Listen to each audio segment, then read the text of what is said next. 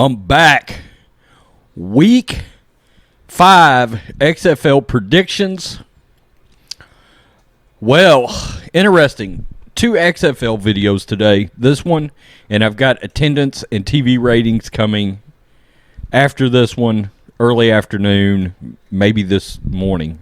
I don't know. Anyway, we're heading into week 5. Well, the leagues, I did my power rankings, and I said 3 through 8 was a dumpster fire, okay?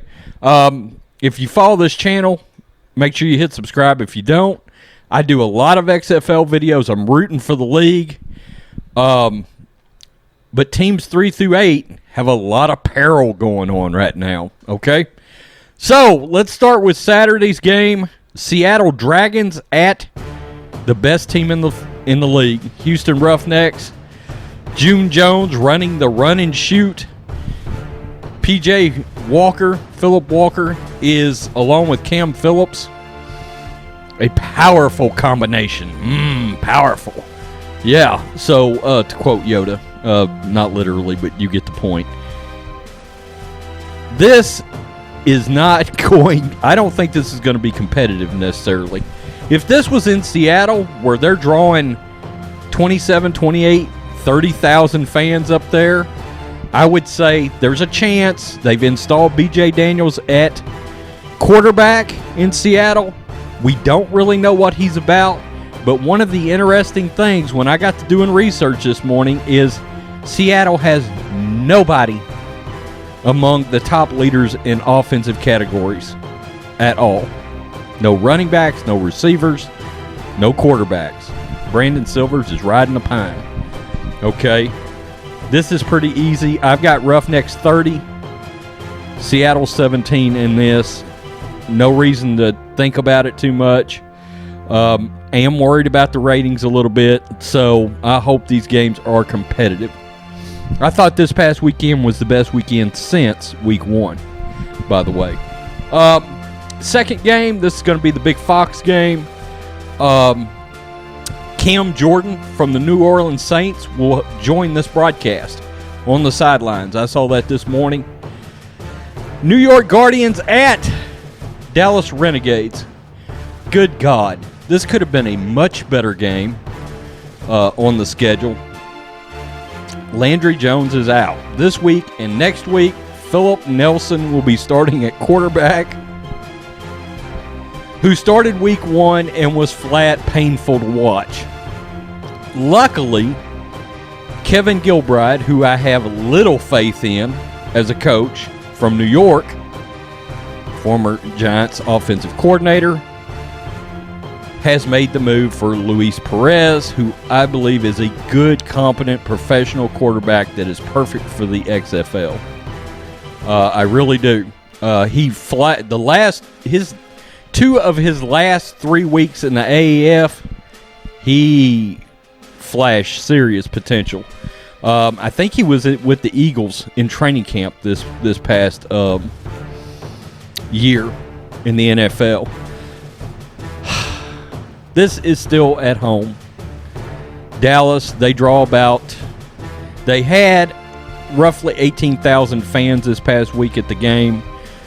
The caveat to that, though, was 1,500 of those fans were Houston Roughneck fans because they sold a season ticket addendum to be able to go among the 2 Texas stadiums. So really, they drew 16,000 at that game. More confidence in Bob Stoops, Lance Dunbar, Cameron Artis-Payne, Donald Parham at tight end. I'm going Dallas here, but I think it's close. I think it's ugly, and I think New York could win this game, actually. I was real close to picking them because Luis Perez is starting at quarterback. I'm going to go 17-14 Dallas, and the Guardians scare the hell out of them in this game. Yeah. If Landry Jones was playing, I don't think this is nearly as close, even though he's throwing the ball to the other team with no regard for human life. Okay. Sunday's games. 3 weeks ago, this would have been a beast of a matchup. The St. Louis Battlehawks, my second best team in my power rankings, and the DC Defenders. The Defenders have fallen off of a cliff. Cardale Jones all of a sudden can't play quarterback. I don't know what's happened. They've got Eli Rogers, Rashad Ross at wide receiver. Cardale Jones looks terrible. He looks absolutely terrible. There were times in both of the last 2 games that Pep Hamilton, who I like by the way, has lost complete confidence in Cardale Jones as a quarterback. Look, the first 2 DC games, the defense showed up in DC. Cardale Jones was great in DC. This could be the Jekyll and Hyde team of the league. If DC plays like they played the first and second week, they got a chance to beat the Battlehawks. The last 2 weeks we're on the road. I cannot bring myself to pick against the Battlehawks. Jordan Ta'amu is right on the heels of P.J. Walker for the MVP of the XFL. He's in the top 5 in rushing, among the league leaders in passing. That St. Louis flashes greatness on all 3 phases: offense, defense, and special teams. Battlehawks, 27. Defenders, 20. I can't believe I'm saying that. 3 weeks ago, after the ending of that second game, I'd have picked DC in this game. I'm not going to right now. They're a trash fire. It's unbelievable. You want to talk about Jekyll and Hyde teams? That's the DC Defenders taking the turn they have taken is the most confusing thing that I have seen in this league, period. It is weird. You go from an offensive juggernaut and your quarterback looking like it's going to be P.J. Walker and Cardale Jones for the XFL MVP to all of a sudden he can't play professional quarterback. Weird. The Fighting Mark Trestmans, Tampa Bay Vipers at LA Wildcats. I'll give the Vipers, I've been hard on them, but I'll give them credit for one thing. They do have an identity now. They run the ball. Both of their running backs are among the league leaders in the league in rushing. They're still playing Cornelius at quarterback. Quentin Flowers once out. I don't blame him. I think he ought to be starting at quarterback for Tampa Bay. In LA, it won't matter. I wish LA would come out and support this team. Look, I know they're 1-3, but I think they are a deceptive 1-3. You've got Josh Johnson, who I think is the 3rd best quarterback in this league. He is a competent NFL backup.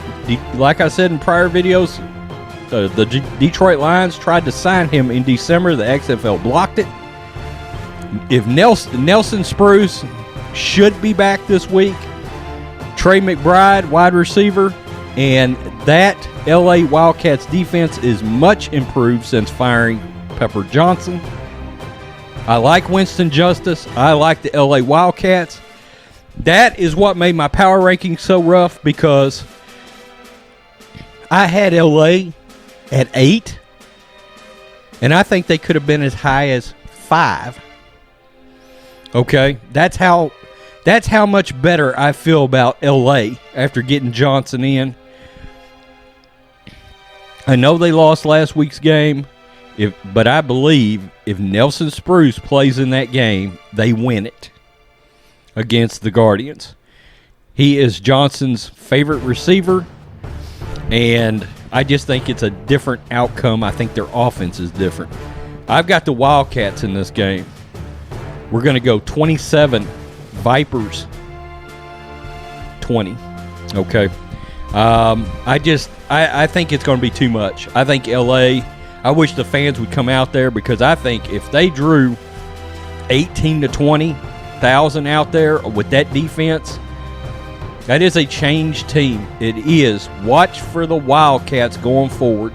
If that team stays healthy, Spruce is in there, Johnson, McBride, and that defense, the Wildcats are the 1-3 team the entire league needs to watch.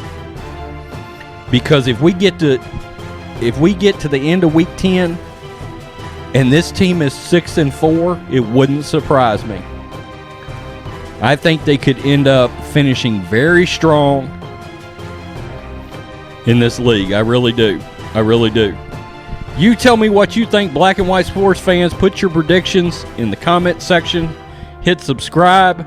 We are growing like crazy, and it's because of the XFL. For the most part. We do grow off the NFL some, and John Matrix throws them haymakers on Major League Baseball. Peace. I'm out. Till next time.